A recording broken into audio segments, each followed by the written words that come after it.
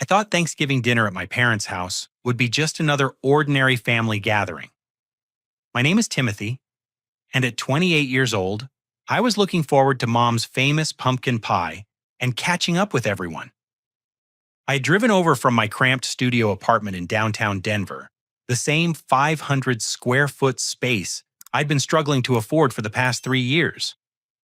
As we finished our meal and started passing around dessert, my grandfather Harold suddenly stood up from his chair, his weathered face serious and determined. Without any warning, he looked directly at me and announced to the entire table, "I've been sending you $1,700 a month for rent for the past 5 years, Timothy." The room fell completely silent. I stared at him in total confusion, my fork halfway to my mouth with a bite of pie. "What are you talking about, Grandpa?" I asked, genuinely bewildered. That's when his lawyer, who had been quietly sitting beside him, pulled out a thick folder and spread bank transfer records across the dining table, showing $85,000 sent to my supposed account over 5 years. My parents and sisters' faces turned bright red. The silence stretched on for what felt like an eternity before my father Craig finally broke down completely. His hands were shaking as he buried his face in his palms, and I watched in horror as this man who had always seemed so strong and confident crumbled before my eyes. My mother Linda reached for his shoulder, her own face pale with guilt and terror. "We can explain everything," she whispered, but her voice cracked on every word. I stood up from the table so fast that my chair nearly fell over backward. "Explain what exactly, Grandpa? I've never received a single penny from you. I've been living paycheck to paycheck, eating ramen noodles for dinner most nights, and working overtime just to make ends meet." "What money are you talking about?" My grandfather Harold, a 78-year-old retired postal worker who had always been the most honest man I knew, looked absolutely devastated. His lawyer Robert was a distinguished man in his 60s who had been handling our family's legal matters for decades. Robert opened his briefcase and pulled out even more documents. "Timothy, these bank records show that your grandfather has been sending you $1,700 every month without fail for the past 5 years." Robert explained, his voice grave and professional. "The transfers went to an account that was opened in your name using your social security number and personal information." My father finally looked up, tears streaming down his face. "We lost everything when I got laid off from the dealership 3 years ago. The mortgage company was going to foreclose on our house. We were desperate, and we thought we could pay it back before anyone found out. You opened a bank account in my name without my permission?" I couldn't believe what I was hearing. "That's identity theft. That's fraud." My mother spoke up, then her voice barely above a whisper. "We used your information to set up the account because we knew your grandfather wanted to help you with rent money. We were going to tell you eventually, but then things just got more and more complicated." I turned to my sister Amanda, who was 25 and still in college. She had been unusually quiet throughout this whole conversation, staring down at her plate and refusing to make eye contact with anyone. "Did you know about this?" I demanded. Amanda finally looked up and I could see tears in her eyes. "They gave me $500 a month to keep quiet about it. I needed the money for school, and they said it was just temporary until Dad found another job." The betrayal hit me like a physical blow to the stomach. My own family had been stealing from me and from my grandfather for years. While I had been struggling to pay my bills, staying up late at night, worried about money, working extra shifts at the marketing firm just to afford groceries, they had been living off money that was meant for me. "Do you understand what you've done?" I asked, my voice rising with anger. "I've been denied for apartment applications because my credit was mysteriously bad. I couldn't get a decent car loan. I thought I was just unlucky, but you've been destroying my financial future this entire time." My grandfather Harold looked completely heartbroken. "Timothy, I thought you were ungrateful. Every month I sent that money, and you never called to thank me or even acknowledged that you'd received it. I started to think, maybe I had raised you wrong, that you felt entitled to my help. Grandpa, I had no idea. If I had known you were trying to help me, I would have called you every single day to thank you. I felt tears building in my own eyes now. I've been so proud thinking I was making it on my own, but I've just been suffering unnecessarily while they stole from both of us. Robert cleared his throat and spoke with the authority of someone who had seen too many family betrayals in his legal career. What your parents have done constitutes wire fraud, elder fraud, and identity theft. These are serious federal crimes that carry significant penalties.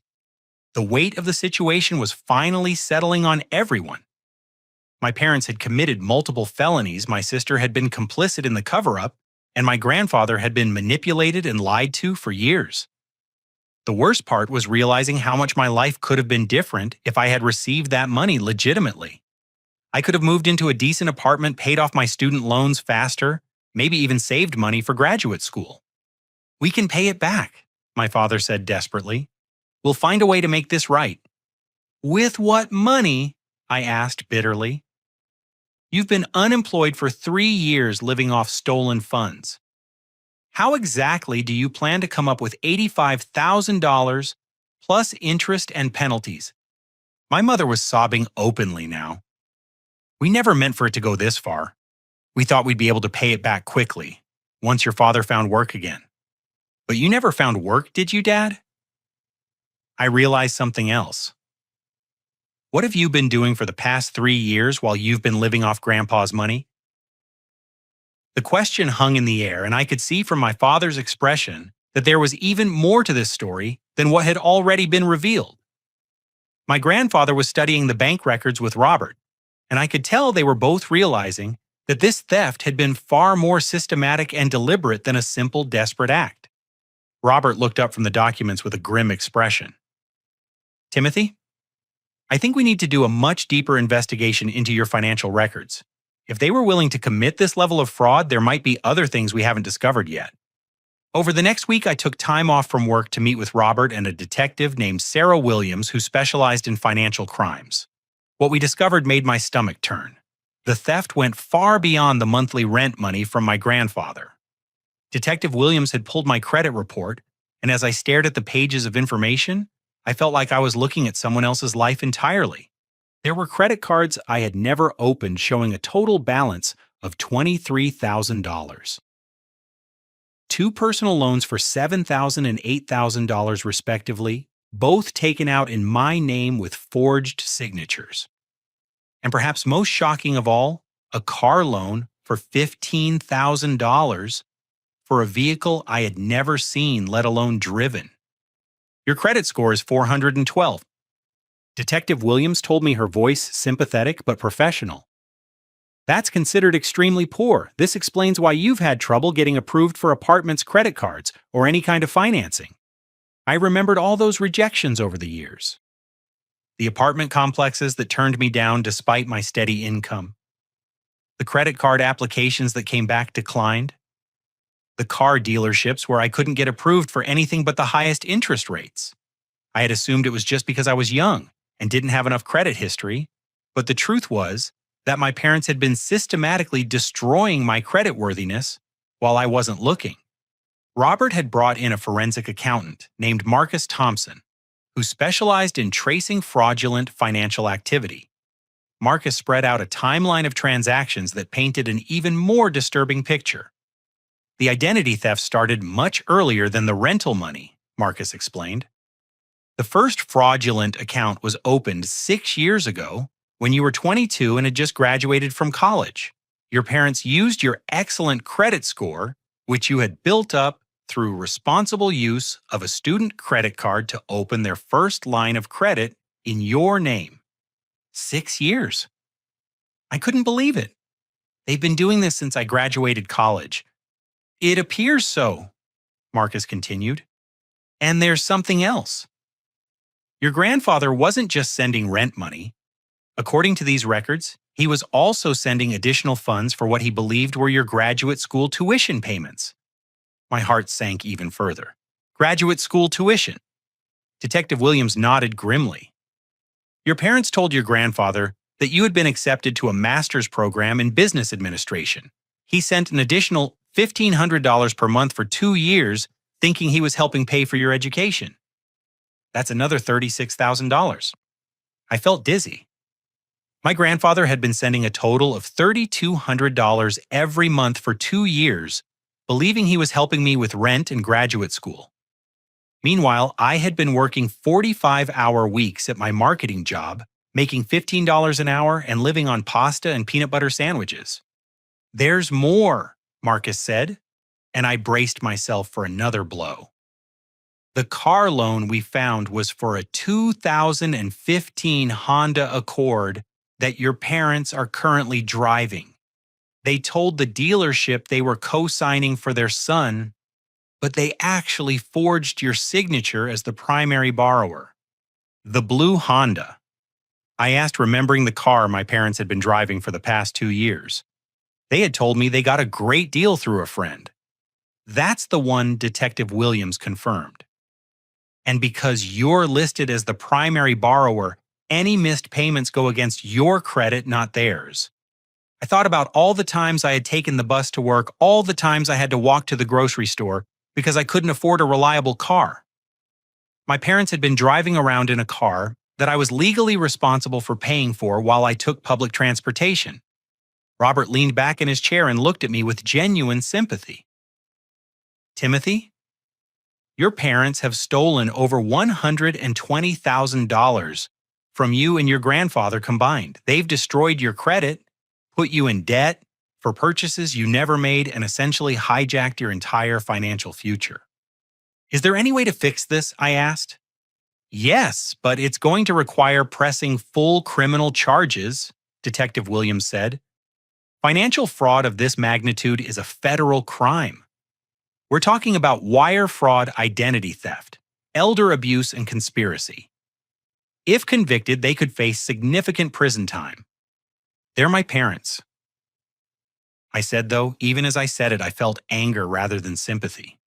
"They stole your entire adult financial life," Robert replied bluntly.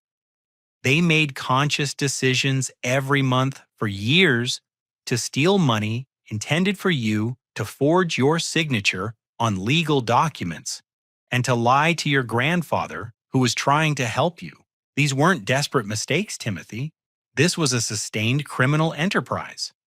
I thought about my grandfather, who had worked for 35 years at the Postal Service, saving every penny he could to help his family.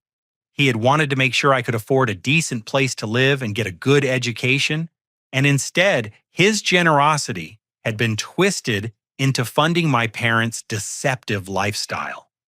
"What about Amanda?" I asked. "She admitted to taking money to keep quiet." "She was likely a minor when this started, and she's been cooperating fully with our investigation," Detective Williams said. "We can probably work out an immunity deal for her testimony if she continues to be helpful." Marcus pulled out another set of documents. "There's one more thing we need to investigate. I found some irregularities in the tax records that suggest your parents may have been claiming you as a dependent while you were filing your own tax returns independently. How is that possible?" "Tax fraud," Robert said simply. "If they've been claiming you as a dependent, they've been getting tax benefits for supporting you while simultaneously stealing money that was actually meant to support you. It's layers of fraud built on top of each other."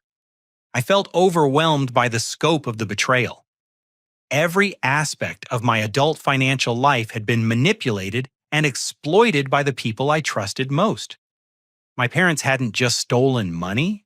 They had stolen years of my life, my peace of mind, my ability to build a secure future for myself. "I want to press charges," I said finally. "All of them. I want every single crime investigated and prosecuted to the fullest extent of the law." Detective Williams nodded approvingly. "I was hoping you'd say that. Financial predators need to face consequences even when they're family members. Actually, especially when they're family members, because the betrayal of trust makes these crimes even more harmful." As we wrapped up the meeting, I realized that this was just the beginning. If my parents had been this systematic and creative in their fraud, there were probably other schemes I hadn't discovered yet. But for the first time in years, I felt like I had some control over my situation. I was finally going to fight back. 3 days later, Robert called me with news that made my blood run cold. I met him at his office, and his expression told me that the investigation had uncovered something even worse than what we already knew. "Timothy, sit down," he said, gesturing to the chair across from his desk. "What I'm about to tell you is going to be very difficult to hear." I braced myself, though I couldn't imagine how things could get any worse than they already were. "Your grandfather purchased a house 3 years ago." Robert began sliding a property deed across the desk toward me. "A 3-bedroom, 2-bathroom home in Lakewood, worth approximately $250,000 at the time of purchase." I looked at the deed and saw my name listed as the primary beneficiary. "I don't understand. Grandpa bought a house for me." "He did," Robert confirmed. "He intended it to be your inheritance, a way to ensure you'd always have a place to live, and would start building equity instead of paying rent to a landlord.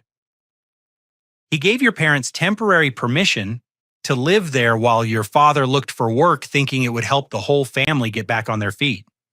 My heart started racing as I realized the implications. "Are you telling me that my parents have been living in a house that's supposed to be mine?" "That's exactly what I'm telling you," Robert said. "But it gets worse. Much worse." He pulled out another set of documents, and I could see real estate contracts and correspondence with a property management company. "Your parents have been working with a realtor named Janet Morrison to sell the property.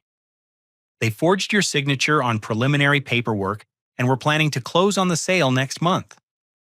The house has appreciated in value and is now worth approximately $300,000. I felt like someone had punched me in the chest. They were going to sell my inheritance. They were going to sell it and split the proceeds between themselves, Robert confirmed. According to the realtor's records, they were planning to take the money and move to Arizona, where your mother has a sister. They were going to disappear with my inheritance money and leave me with all the debt they created in my name. That appears to have been their plan," Robert said grimly. "Your grandfather had no knowledge of the planned sale. He thought your parents were living there temporarily while they rebuilt their financial stability.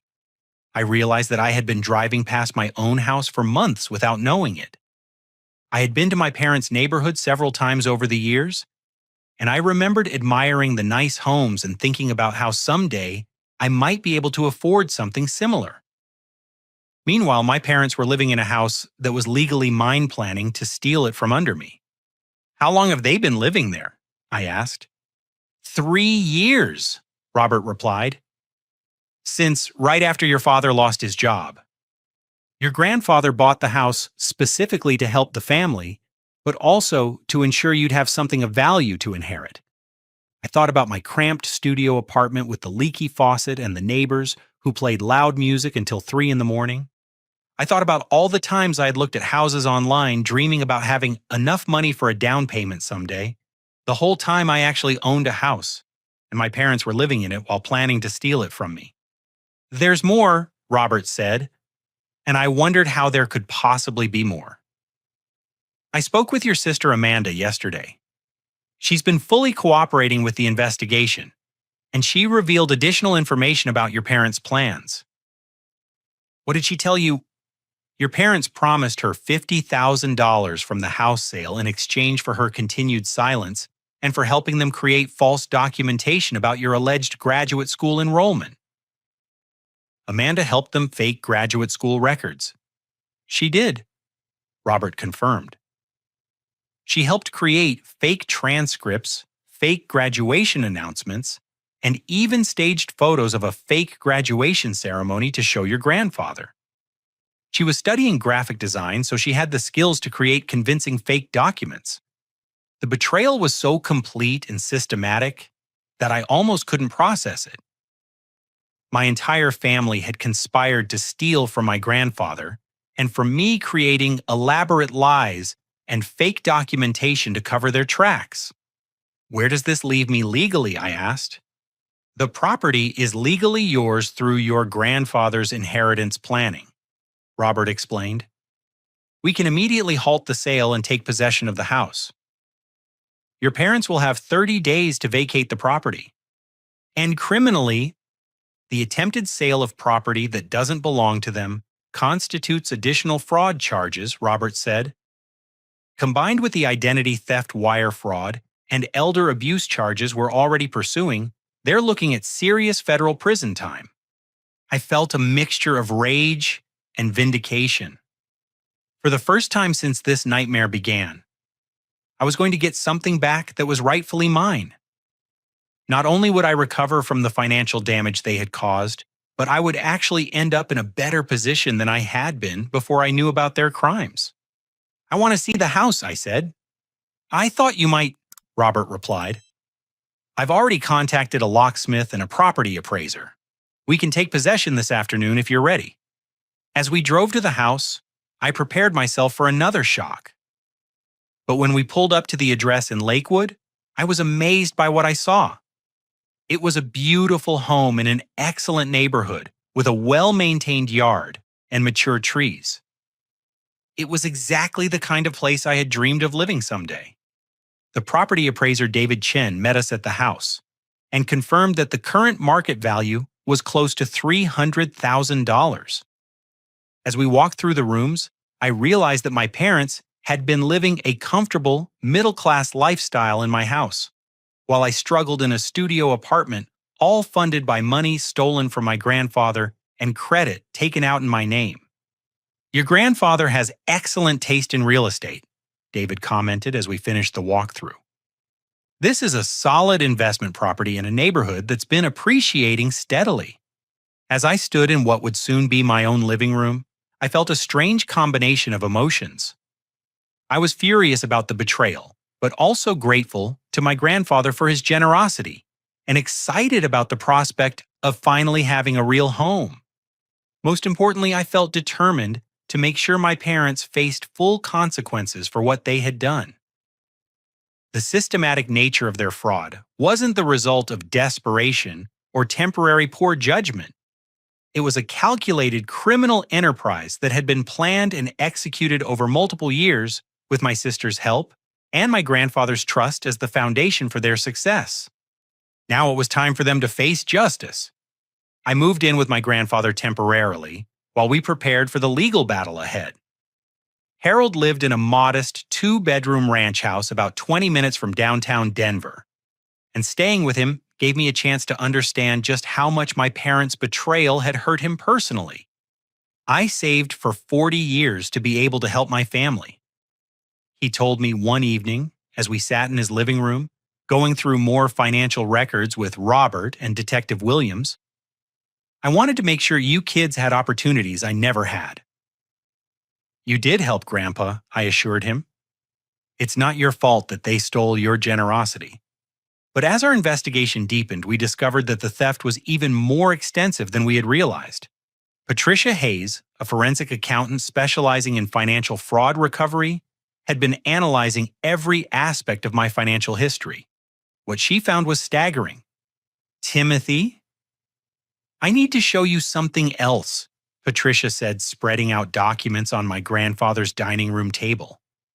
Your parents didn't just steal your grandfather's money and open credit accounts in your name. They've also been collecting disability benefits claiming that you're disabled. What do you mean? According to Social Security Administration records, you've been receiving disability payments for a workplace back injury that allegedly occurred 2 years ago, Patricia explained. The payments have been deposited into a bank account controlled by your parents. I stared at the paperwork in disbelief. I've never had a back injury. I've never filed for disability benefits. I've been working full-time this entire time. Detective Williams leaned forward. This adds federal fraud charges to their case. Disability fraud is taken very seriously by the federal government, and the penalties are severe. How much money are we talking about? I asked. $18,000 over the past 2 years, Patricia replied. Your parents submitted false medical records, forged your signature on the application, and created a fake workplace injury report. Robert shook his head in amazement. The level of sophistication in their fraud is remarkable. They created an entire false narrative about your life. and used it to steal from multiple government and private sources. There's more, Patricia continued. I've been analyzing their tax returns, and they've been claiming you as a dependent while you've been filing your own taxes independently. That's tax fraud.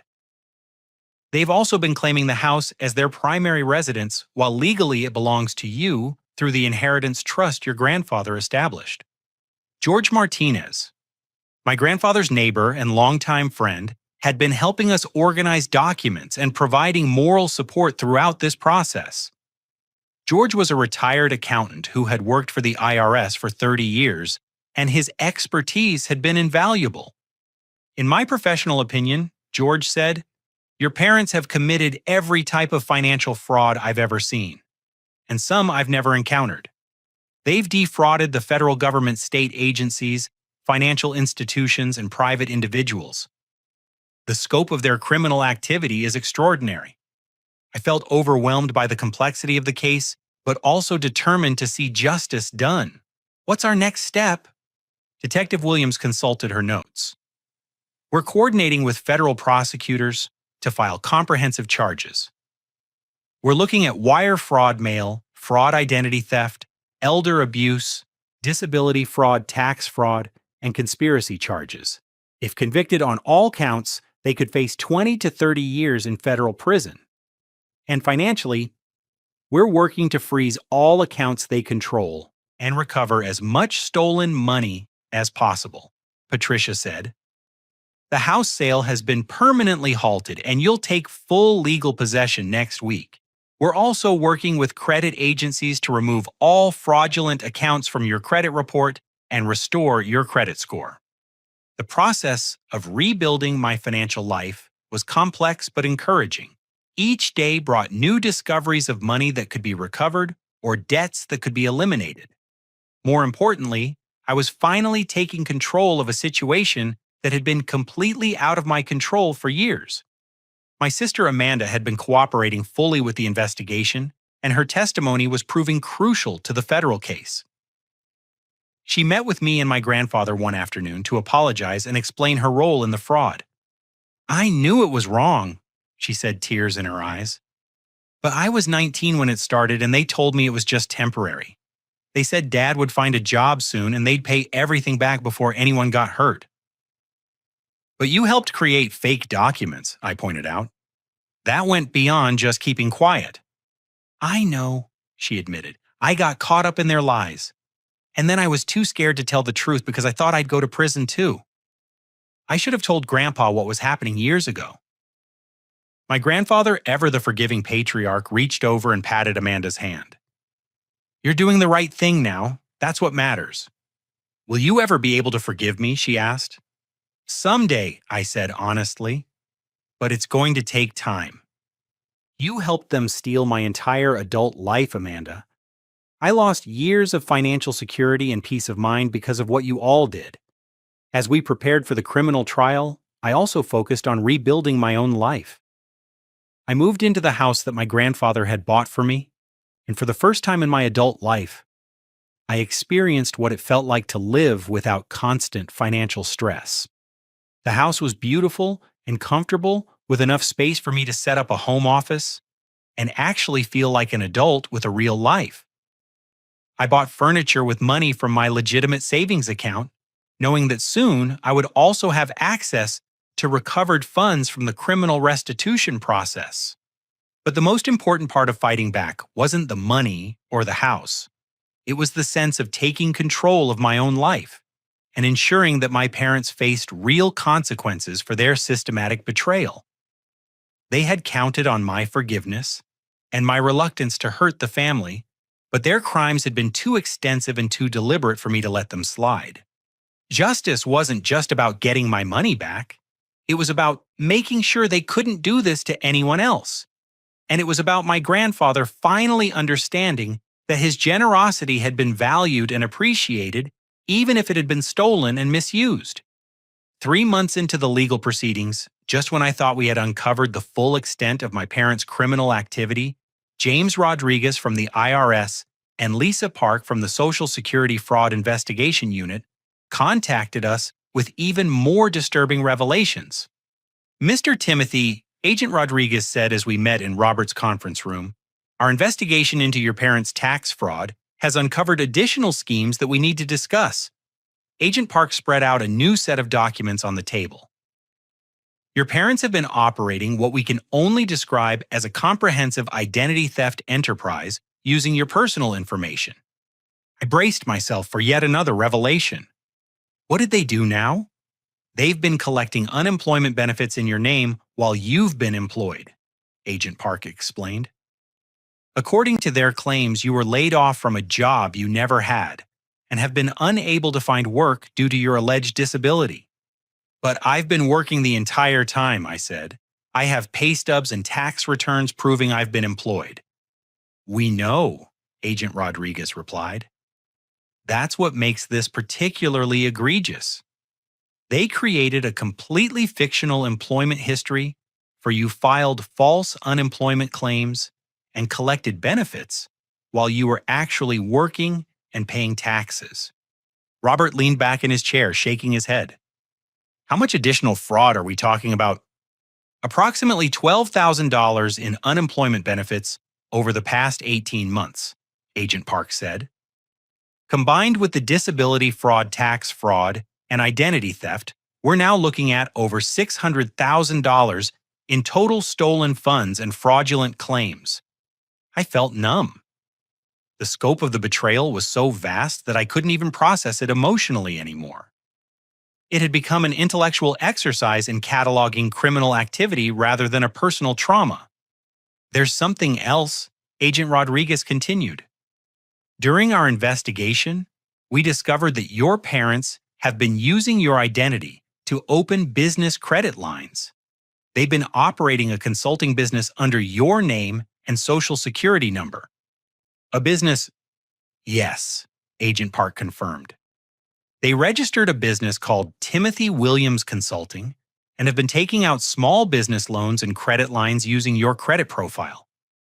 The business exists only on paper, but it's generated significant debt in your name. Patricia Hayes, our forensic accountant, had been quietly reviewing these new documents. This explains some anomalies I found in your credit report that didn't match the other fraudulent accounts, she said.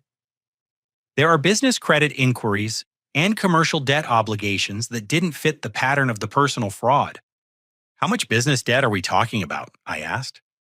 Approximately $35,000 across 4 different commercial lenders, Patricia replied. None of the businesses appear to be legitimate operations, so this appears to be pure fraud for the purpose of accessing credit. Detective Williams had been taking notes throughout the meeting. This level of systematic fraud requires federal coordination between multiple agencies. We're looking at charges that could result in decades in prison. What about the restitution process? I asked. Can we recover these funds? The federal government takes financial fraud very seriously, especially when it involves multiple agencies and tax fraud, Agent Rodriguez explained. We have extensive powers to freeze assets, seize property, and force restitution. Your parents will be required to repay every penny they've stolen, plus penalties and interest. Robert had been coordinating with federal prosecutors throughout the investigation. The U.S. Attorney's Office is treating this as a major financial fraud case, he told us. They're planning to use it as an example of the importance of prosecuting family financial abuse cases. When will they be arrested? I asked. Soon, Detective Williams replied. We're coordinating the arrests with the federal charges to ensure they can't flee or destroy evidence. That evening, I sat in my living room in the house my grandfather had bought for me, trying to process the full scope of what had been done to me. My parents hadn't just stolen money. They had stolen my identity, my credit, my financial future, and my peace of mind. They had created an entire false version of my life and used it to commit fraud against government agencies, financial institutions, and my own grandfather. But for the first time in months, I felt genuinely optimistic about the future. The criminal case was solid, the evidence was overwhelming, and the federal government was taking the prosecution seriously. I would not only get my money back, but I would see real justice done. My grandfather came over for dinner that night, as he had been doing several times a week since I moved into the house. "How are you holding up?" he asked, as we ate the homemade lasagna he had brought. "I'm angry, but I'm also relieved," I told him honestly. For years, I thought I was just unlucky or that I wasn't working hard enough. Now I know that I was actually the victim of a systematic criminal enterprise. "I'm proud of how you're handling this," he said. "It takes courage to stand up to family members even when they've wronged you." "They didn't just wrong me, Grandpa, they hurt you too. They stole your generosity and made you think I was ungrateful. That might be the worst part of all of this."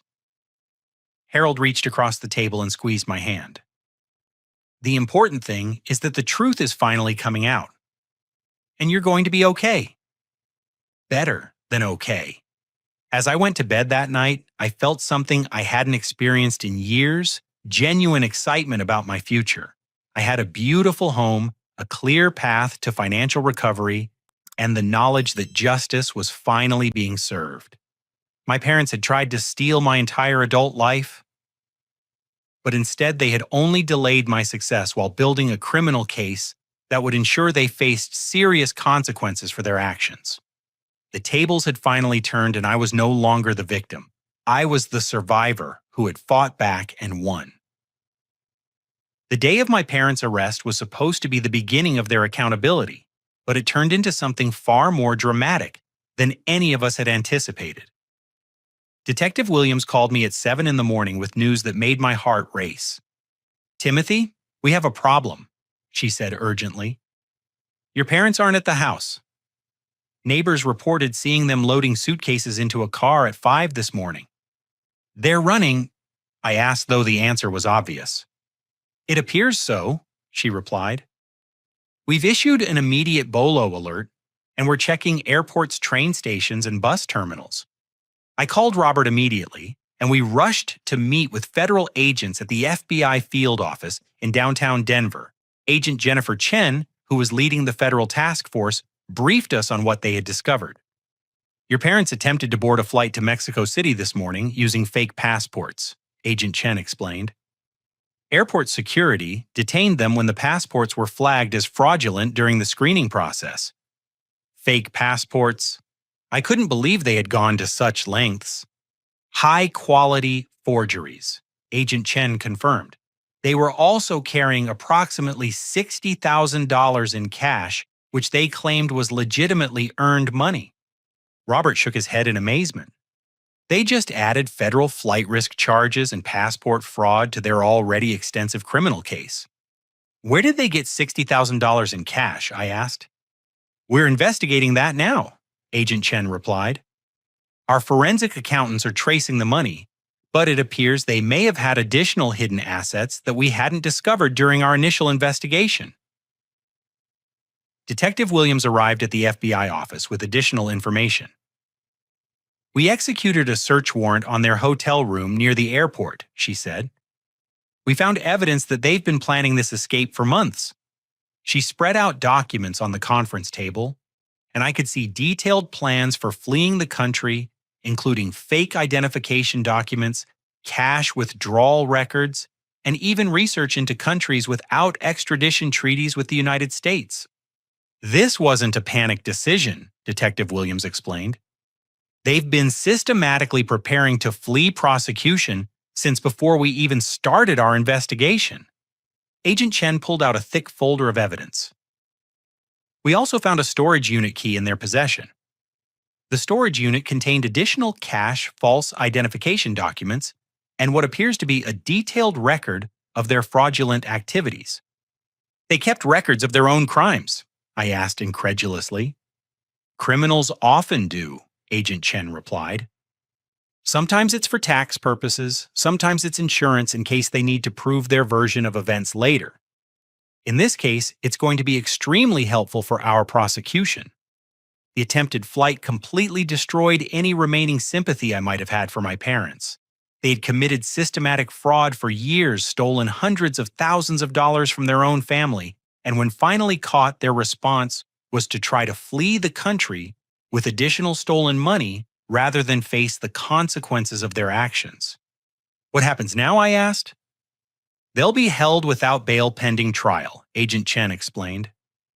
The flight risk charges combined with the extensive financial fraud charges make them unsuitable for release under any circumstances. Robert was already thinking about the implications for the civil case. The attempted flight will be extremely damaging to their credibility with a jury, he said. No innocent person tries to flee to a non-extradition country with fake passports and cash. 3 weeks later, the trial began in federal court. Judge Maria Santos, a no-nonsense jurist with extensive experience in financial fraud cases, presided over the proceedings.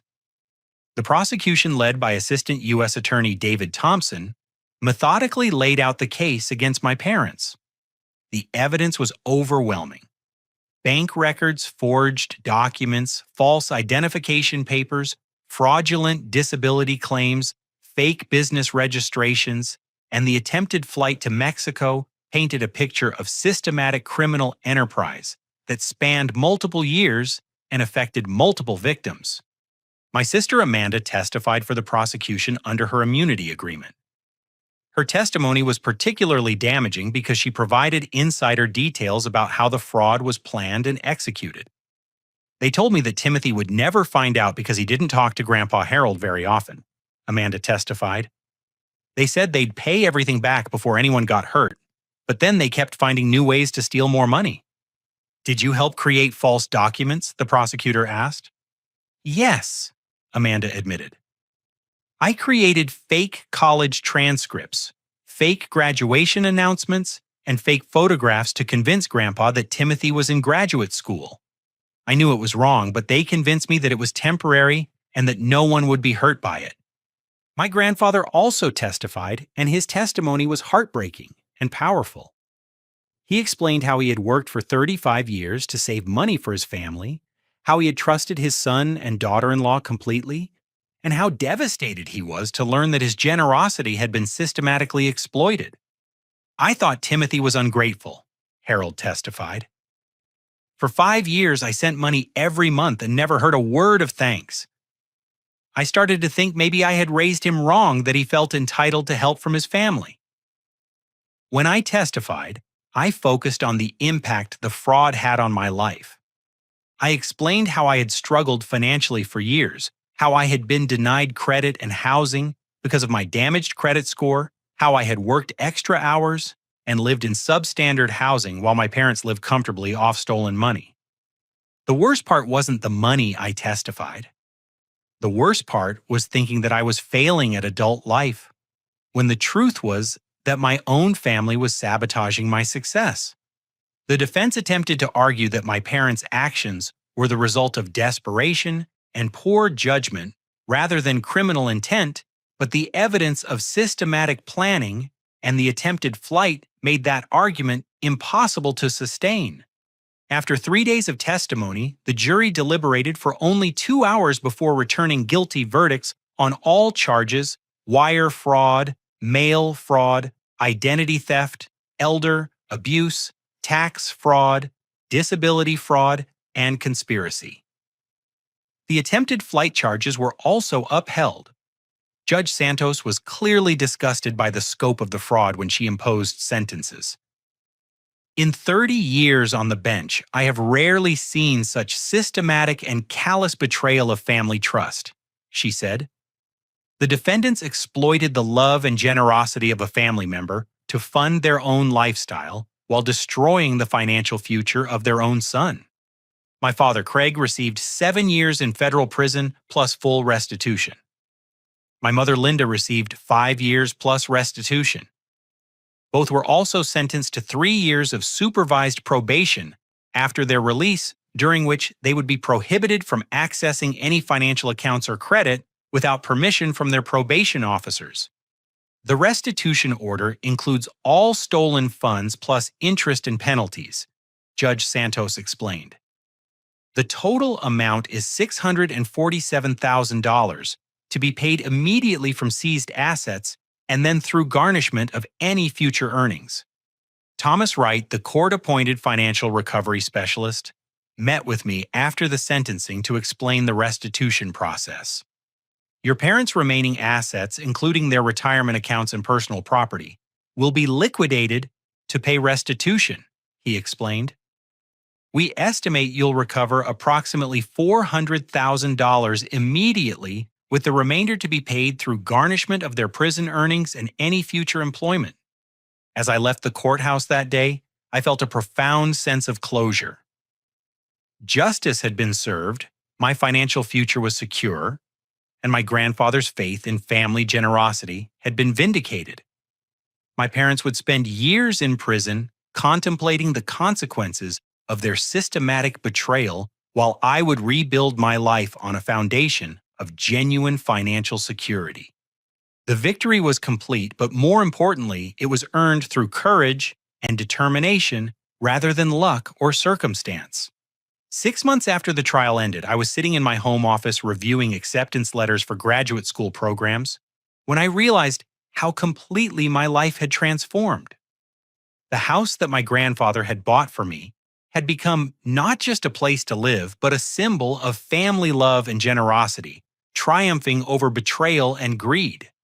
My credit score had been fully restored to excellent status through the court-ordered removal of all fraudulent accounts. The federal financial recovery process had returned over $450,000 to me and my grandfather, including interest and penalties that my parents were required to pay. Most importantly, I had learned that I was capable of fighting for myself and winning even against people who had seemed to hold all the power in the relationship. I had enrolled in a master's program in business administration using money that had been recovered from my parents' fraudulent activities. For the first time in my adult life, I was pursuing education because I wanted to, rather than because I couldn't afford it. The irony wasn't lost on me that my parents' lies about graduate school had actually inspired me to pursue the education they had pretended I was already getting. My job at the marketing firm had also transformed dramatically. When my supervisor learned about my situation and how I had managed the complex legal and financial recovery process, she promoted me to senior marketing coordinator with a salary increase to $55,000 per year. The skills I had developed in coordinating with lawyers, investigators, and federal agencies had proven valuable in my professional life as well. Every Sunday morning, my grandfather Harold and I met for breakfast at a diner near his house, a tradition we had started during the legal proceedings and continued as a way to maintain our rebuilt relationship. He was now 80 years old, but still sharp and engaged, and our conversations had become one of the highlights of my week. "How's school going?"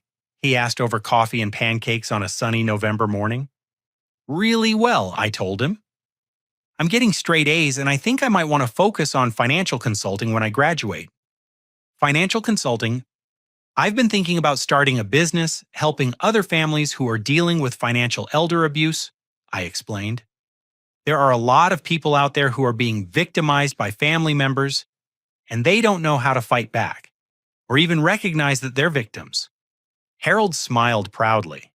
"That sounds like a perfect way to use what you've learned from this whole experience." "I've actually been consulting informally with Robert's law firm already," I continued.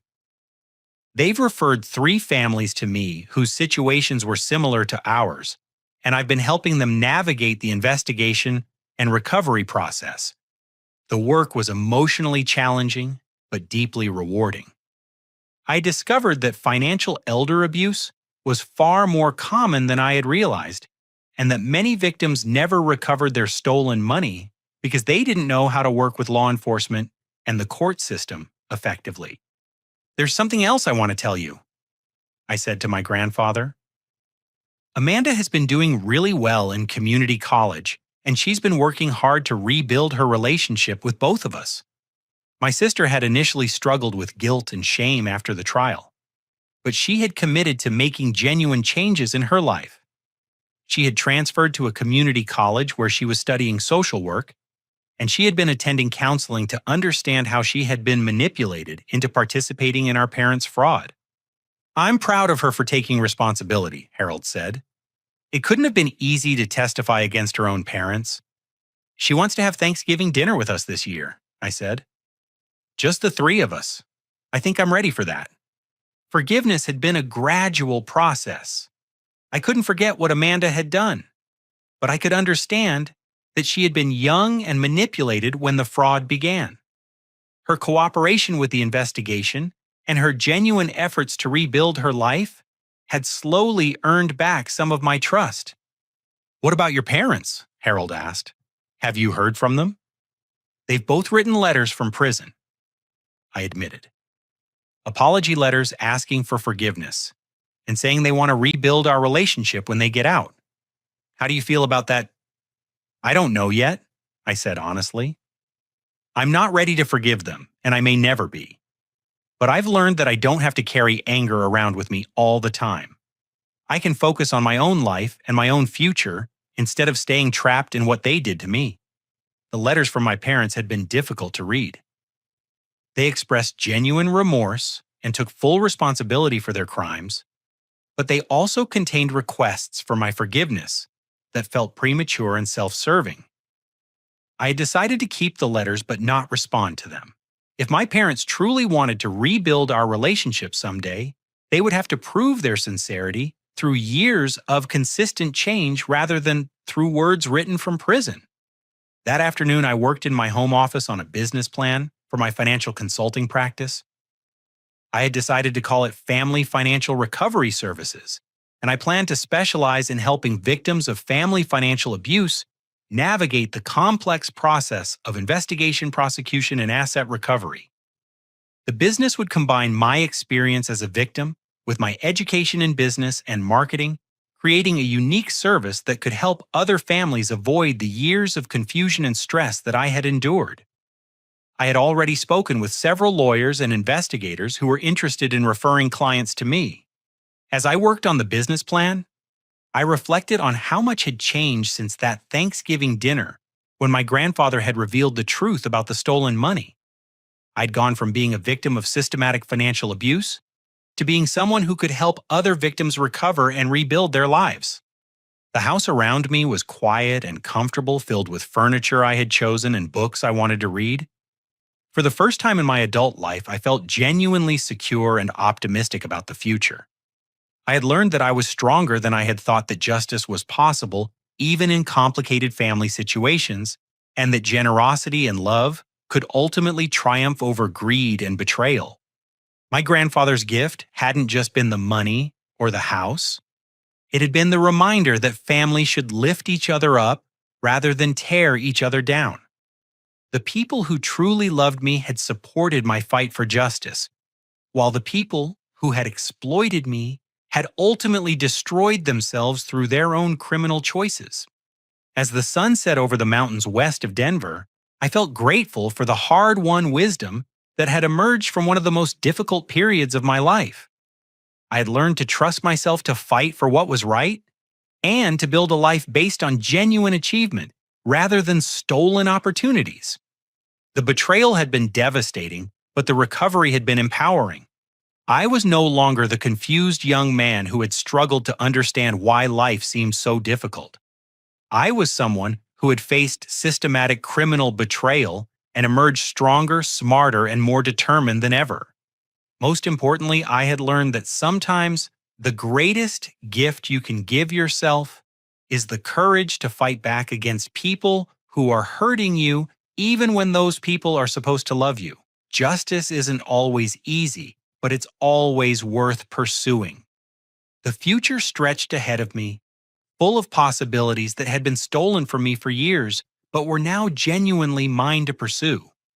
Have you ever had to make the difficult choice between protecting family relationships and standing up for what's right? Sometimes the people closest to us can cause the deepest harm. But as I learned, fighting back and demanding justice can ultimately lead to healing and genuine success. I'd love to hear your thoughts on family loyalty versus personal justice in the comments below. If this story resonated with you, please hit that like button to help others find it. Don't forget to subscribe for more real-life stories about overcoming betrayal and finding justice, and share this with someone who might need to hear that it's okay to fight back against family members who are hurting them. Thank you for listening to my story, and remember, your future is worth fighting for no matter who tries to steal it from you.